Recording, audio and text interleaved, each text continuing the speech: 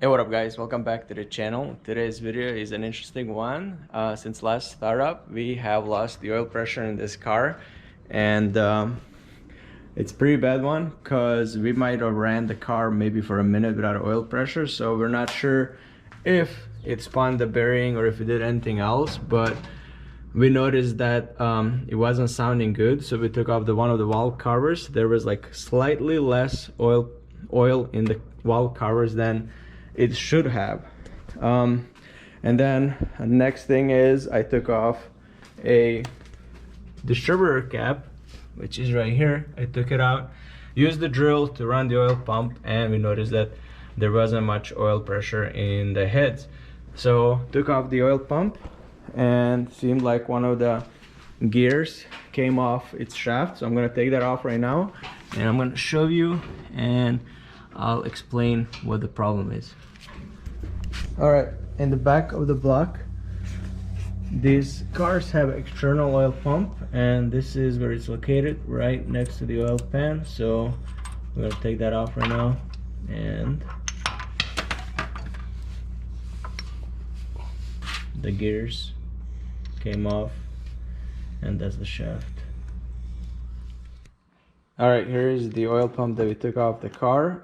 This rod gets driven by the distributor, pushes this other gear, makes the oil pressure. But here is our situation. The company that rebuilt the engine didn't use the right gear, or it didn't have the ball bearing. So I had to go get ball bearing down here inside, so you can see it. And what happened, this directly spins on a shaft, and it's not supposed to spin on a shaft. So we'll take this out, and there's supposed to be a piece keeper washer in here, but which we don't have. So we're gonna make this somehow modify it so where we can actually have oil pressure, and we're probably most likely gonna press it in this one, because this one seems like it's the right gear to be used.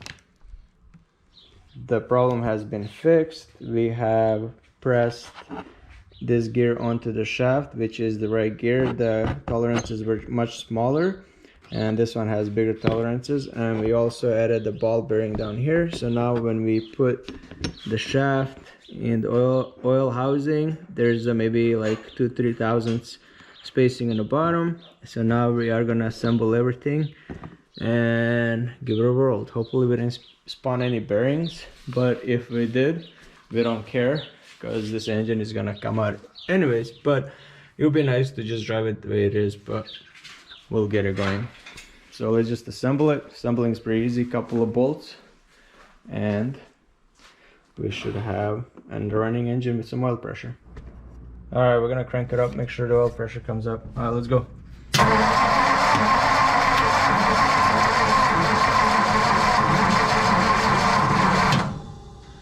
Okay, stop. All right, go, hit it.